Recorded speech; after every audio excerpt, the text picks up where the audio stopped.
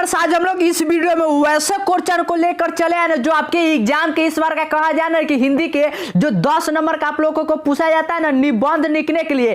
तो निबंध लिखने के लिए जो सबसे ज्यादा इंपॉर्टेंट है ना तो टॉपिक है कि बेटी बचाओ और बेटी पढ़ाओ। यही जो टॉपिक है ना ये बहुत ज्यादा इंपॉर्टेंट है और इसका रिक्वेस्ट ना आप लोगों के लिए लगातार कई दिनों से आ रहा है कि सर हमें इस पर निबंध लिखवा दीजिए, निबंध लिखवा दीजिए। तो हम आज ना हम आप लोगों को क्या करेंगे कि बेटी बचाओ और बेटी पढ़ाओ पर निबंध लिखवाएंगे। अगर आप इन सभी को याद कर लेते हैं ना, याद कर लीजिए, या आप लोग राइटिंग स्किल इसे डेवलप कर लीजिएगा और सीधे जाकर ना अपने एग्जाम में छाप कर आइएगा जो आप लोगों का फाइनल परीक्षा 2023 में होने वाला है। तो आप लोग वीडियो में शुरू से लेकर अंत तक बने रहिएगा। तो हम लोग क्या करते हैं कि बेटी बचाओ बेटी पढ़ाओ के निबंध की ओर बढ़ते हैं। ठीक है, तो इसमें क्या है कि आप लोगों को ना इसमें कि निबंध जो होता है ना तो इसमें कि 500 शब्द में आपको लिखना है। ठीक है, 500 शब्द 400 शब्द जैसे हो, मतलब कैसे लिखना है कि बेटी बचाओ बेटी पढ़ाओ अभियान की आवश्यकता। ठीक है, तो सबसे पहले आप लोग इसका जो है ना इसका टाइटल दिया हुआ है तो आप लोग टाइटल ऊपर से लिख लीजिएगा। उसके बाद क्या करिएगा कि जो सबसे पहले आपको जरूरी है वो है प्रस्तावना।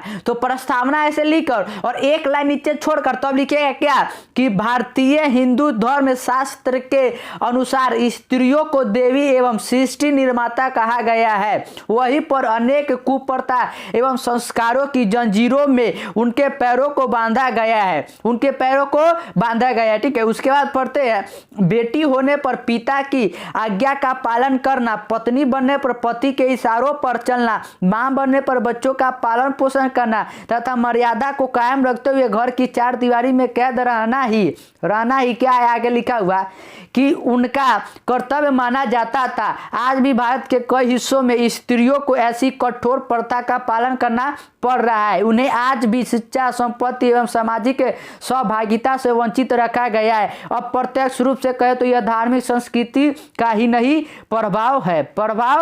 ठीक है, तो इस प्रकार से आप लोगों को क्या है कि प्रस्तावना लिखना है। तो सबसे पहले तो मैं आप लोगों को प्रस्तावना को एक बार में फुल पेज में दिखा देता हूँ। तो यहाँ से क्या है कि निबंध लिखना है, उसके बाद प्रस्तावना आप लोग क्या करिएगा कि प्रस्तावना लिखकर और एक लाइन छोड़कर उसके बाद यहाँ से लिख लीजिएगा भारतीय हिंदू धर्म के अनुसार। ठीक है, इस प्रकार से सुंदर सुंदर राइटिंग में और यहाँ तक तो आप लोग इसका स्क्रीनशॉट ले लीजिए। ठीक है, और सुंदर सुंदर राइटिंग में ना आप लोग लिख कर रहे हैं क्योंकि ये पूरे ना 10 नंबर का है। ठीक है, और 10 नंबर का है उसमें भी क्या है कि आप लोगों को कम मतलब कि 500 शब्द में लिखना है। तो ये बहुत ज़्यादा इंपॉर्टेंट है आपके एग्जाम के लिए।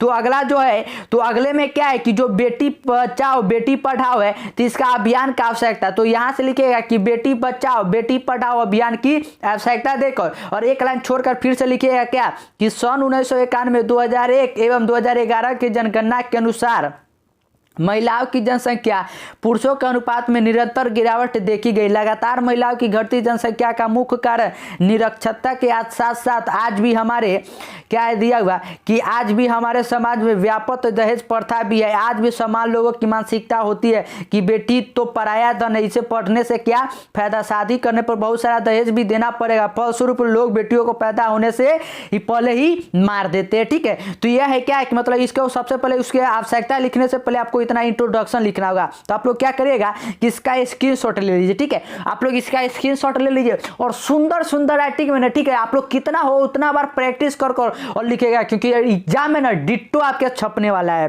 तो इसको स्क्रीनशॉट ले लिए होंगे। तो उसके बाद आगे जाकर आप लोगों को लिखना है यहाँ पर क्या तब जाकर सरकार ने सन 2015 से बेटी बचाओ बेटी पढ़ाओ अभियान को चलाकर लोगों को जागरूक करने का प्रयास आरंभ कर दिया।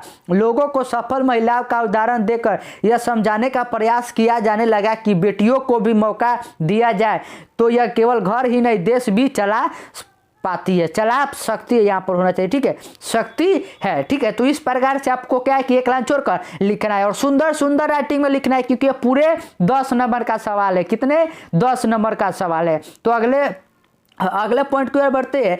तो और अगले में क्या लिखेगा यहाँ से कि सरकार द्वारा चलाए गए इस मुहिम का सकारात्मक प्रभाव आज हम देखने को मिल रहा है। ठीक है, इतना लिखने के बाद उसके बाद क्या आता है कि उपसार आप लोगों के एग्जाम में होगा ना कि दिया हुआ कि मतलब बिंदु की प्रस्तावना लिखे, उसका आवश्यकता लिखे, उसका विशेषता या फिर उसका कहा जाता है कि संरक्षण कैसे होगा या पालन कैसे होगा। तो सभी में ना आप लोग क्या करिएगा कि छोटा छोटा पॉइंट बनाकर लिख लीजिएगा। बाकी मैं जो अपने अति से हो रहा है उतना बता दे रहा हूँ। उसके बाद है उपसंहार। तो उपसंहार में लिखिएगा कि आज शिक्षा के विस्तार के फलस्वरूप लोगों की मानसिक सोच में काफी परिवर्तन आया है। हम आज बेटे एवं बेटियों की परवरिश तथा शैक्षणिक प्रक्रिया को एक समान रखने का प्रयास कर रहे हैं, बल्कि देखा जाए तो आज प्रतिस्पर्धा एवं सेवा के क्षेत्र में क्या दिया हुआ है में लड़कों से कहीं आगे बढ़ती जा रही है। सुई से लेकर जहाज के निर्माण में, एक गृहिणी से लेकर राष्ट्रपति के पद तक, चिकित्सा से लेकर देश की रक्षा में भी अपना परस्पर सहयोग दे रही है।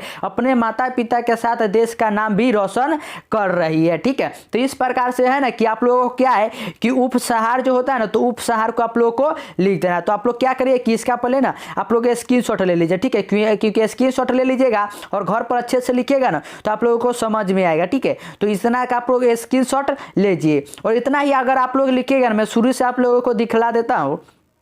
ठीक है, फिर से एक बार शुरू से रिकैप करवा देता हूं। तो इसमें क्या है कि आप लोगों को 500 शब्द में लिखना था, तो आपने क्या किया कि पहले प्रस्तावना लिखा। तो प्रस्तावना आप लोग कम से कम इतना में तो 100-150 शब्द हो ही जाएगा। तो आप लोग अच्छे से मतलब कि हटा कर थोड़ा लिखिएगा। ठीक है, और सुंदर सुंदर राइटिंग में इतना करने के बाद उसके बाद उसकी आवश्यकता को लिख दीजिएगा। उसकी आवश्यकता जो होता है उसकी आवश्यकता को लिख दीजिएगा इस प्रकार से जो मैंने बताया है। उसके बाद क्या करिएगा, उसके बाद जो यहाँ से वो आवश्यकता है तो उसके एक लाइन छोड़कर यहाँ से लिखिएगा। उसके बाद यहाँ से एक लाइन छोड़कर लिख लीजिएगा।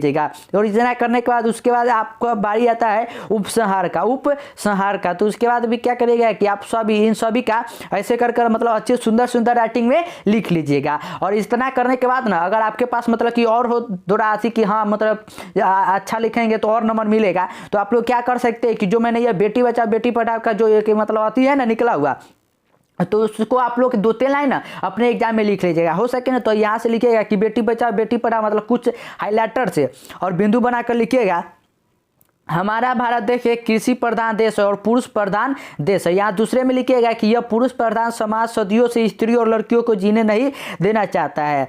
तीसरे पॉइंट में लिखिएगा कि देश में लगातार घटती कन्या शिशु दर को संतुलित करने इस योजना की शुरुआत की गई। उसके बाद लिखिएगा क्या कि बेटी बचाओ बेटी पढ़ाओ का शुभारंभ प्रधानमंत्री 22 जनवरी 1915 को पानीपत हरियाणा में की थी। उसके बाद यहाँ से लिखिएगा क्या कि हरियाणा में ही करने से मेन कारण वही है कि लिंग अनुपात में सर्वाधिक अंतर है। ठीक है, तो ये अगर 5 पॉइंट भी लिखते हैं ना तो अभी आप लोगों को गड़गड़ा जाएगा नंबर। ठीक है, नहीं तो उसके बाद भी अगर आप लोग लिखना चाहेंगे तो 3 पॉइंट और लिख सकते हैं कि ये योजना के तहत महिला एवं बाल विकास मंत्रालय, स्वास्थ्य परिवार कल्याण मंत्रालय तथा मानव संसाधन मंत्रालय शामिल है। उसके बाद लिखिएगा कि भारत में पूर्व गर्भाधान एवं परस्पर पूर्व निदान तकनीक PCPNDT अधिनियम 1994 को लागू किया गया। और अगले में लिखिएगा कि इन प्रयासों से सकारात्मक परिणाम आए और लोगों के बीच भी सोच बदलती है। ठीक है, तो इस प्रकार से अगर आप लोग लिखिएगा ना तो इस प्रकार से तो आप लोगों को जो निबंध लिखना है बेटी बचाओ बेटी पढ़ाओ तो पूरे 10 नंबर का 10 नंबर ना आपके एग्जाम में छप जाएंगे। ठीक है, पूरे के 10 नंबर के जो 10 नंबर है एग्जाम में